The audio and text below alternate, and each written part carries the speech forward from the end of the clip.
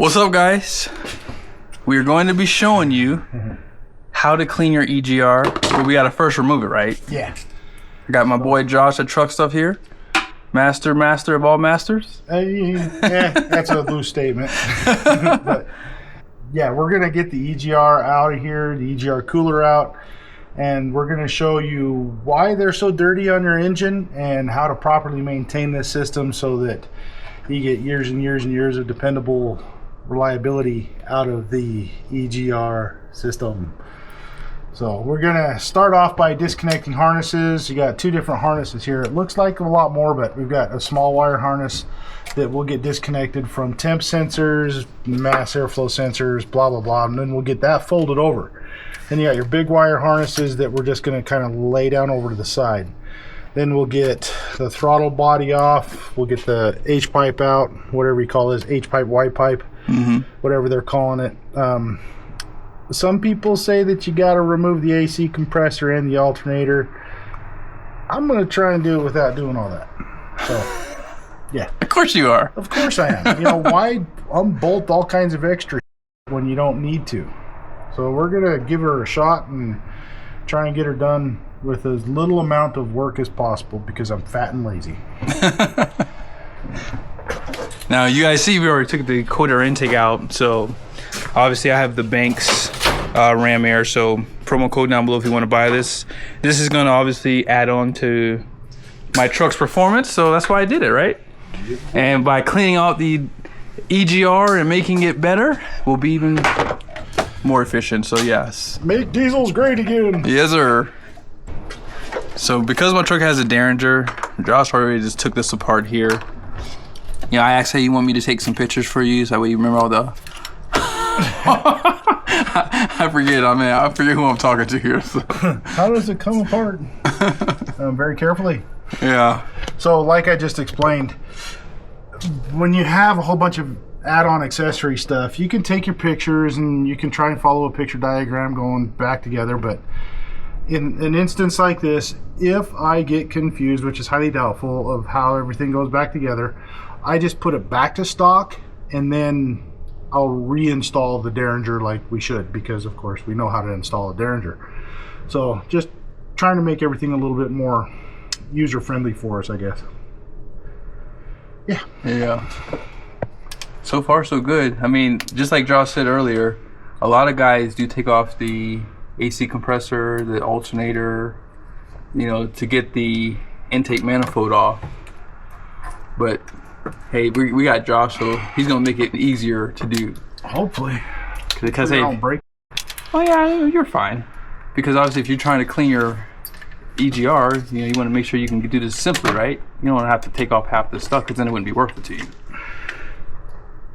Yeah, I mean, it's all about, you know, people make fun of mechanics that work in dealerships because we flat time everything, right? But it doesn't matter if you're working in a dealership or not. If you're spending an extra 2, 3, 4 hours doing crap to your vehicle or to somebody's vehicle and you're trying to get paid on it, you're going to look for every shortcut that you can find. Yeah. That's exactly what we're doing here, is just looking for the shortcuts to make this process a little bit easier and faster. So our boy Truck Stuff is just killing it right now. He's just pulling things apart. And just real quickly, I don't know what I'm doing. That's good. I hope we get it back together. real quickly, so you guys know 22,000 miles on my truck, 2024. You see that? I mean, see a little bit of that coming out of the soot? I mean, it's just insane how dirty this stuff gets. It's crazy. Look at that. That is insane. Yeah. You guys already saw in the last video of the DPF how dirty it was, so we got to clean all this stuff, right? Yep.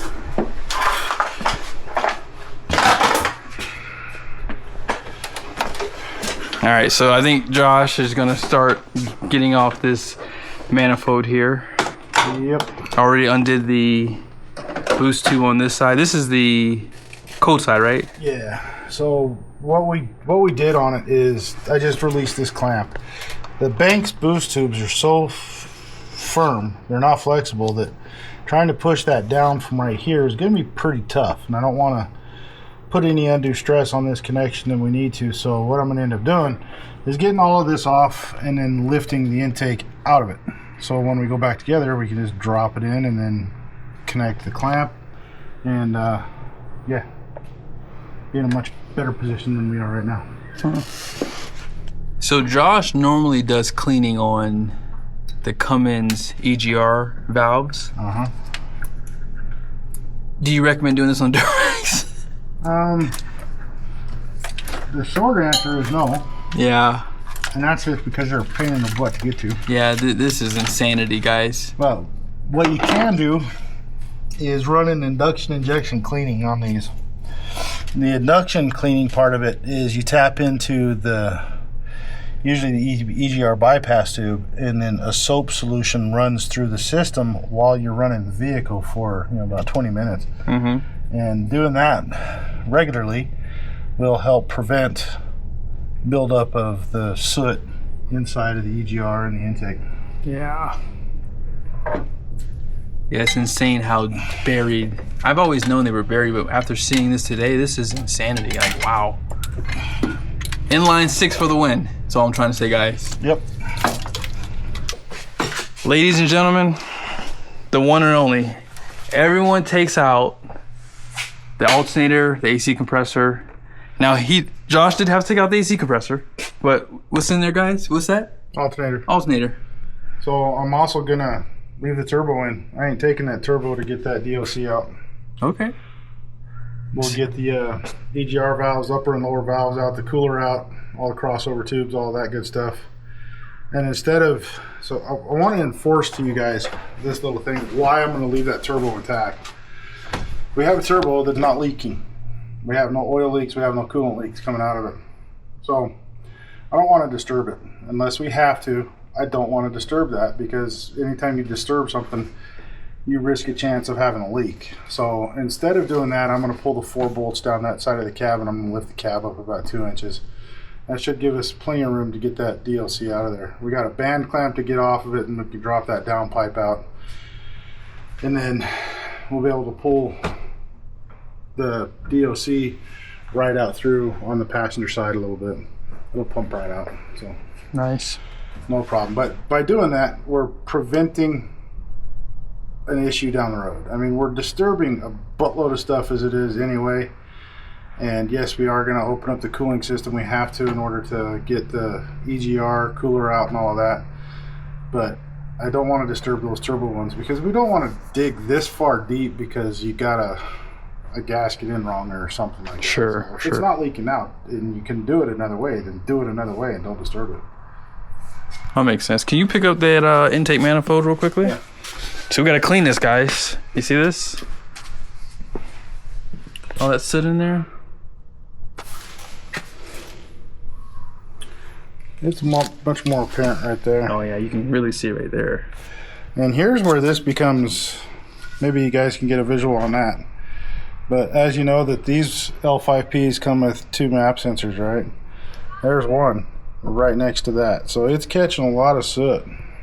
And then what does Bank have? The relocate? Yeah, the relocate brackets. What that does is it takes the sensor out of the flow. Mm-hmm. It's still in the chamber inside, but it's out of the flow, so the soot and everything's not hitting it. It's going to be harder for it to get dirty. So we're going to get the sensors out. We're going to clean them. We've got some map sensor cleaner, and then we're going to get this in the tank. We'll get the throttle body off of it, and then get this in the tank and get everything cleaned out on the inside. You guys see this? 22,000 miles, okay? These sensors are completely caked with soot. So you're gonna have to get those sensors from Banks. I'm telling you, if you're not looking to do any upgrades to your truck, do this one.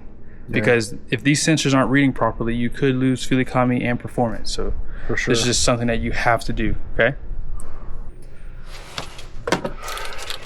So we're just doing a quick fitment test for these blockoff plates, and this one here Wow. It went on pretty tight. Yeah, it went on really tight. So yeah, we'll talk with DieselR Corp about this one. They probably can go with a smaller O-ring, you would think. Yeah. For sure.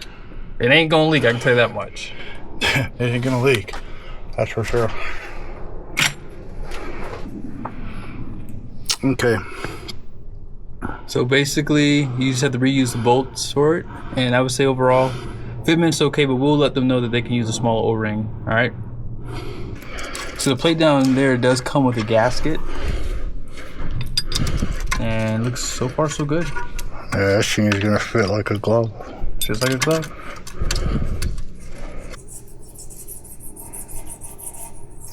Clean the mating surfaces.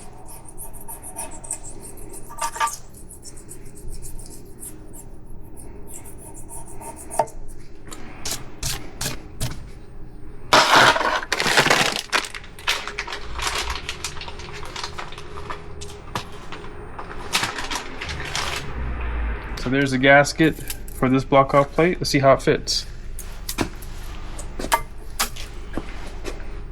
Just like it's supposed to. Perfect. You just reuse your same bolts, okay? So here's everything that we took out to get cleaned, right? And man, you would be shocked at how heavy this EGR is, like, and how many components, how many heat shields. You wonder why these trucks cost so much, right? I mean, this is insanity, guys. Absolutely crazy. Look at the soot buildup. 22,000 miles. Let me go get my light real quick. Hold on one second. Hopefully you guys will see. You see that soot? You can't even see simply because of how dirty it is. Right here. I mean, it's just crazy how much buildup in a short amount of time is. And this is someone who is very cautious of where they get their fuel from, right? I mean, like, that is just, it's insane. So with 22,000 miles, imagine another 150,000 miles, 300,000 miles. I mean, you hear about guys all the time having these things fail because of the buildup.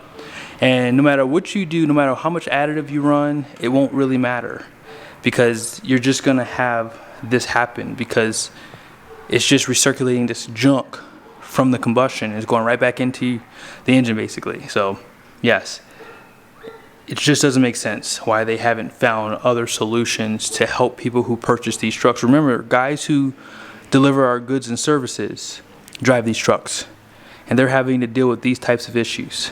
They're not paying us to keep the stuff on the truck, right? So yes, you have to figure out ways to keep it clean, and that's kind of why we're doing what we're doing. We're trying to figure out if there's a way to make this stuff more beneficial to the consumer. But what we're going to do next is I'm going to hold some of the stuff. I want to see how heavy it is.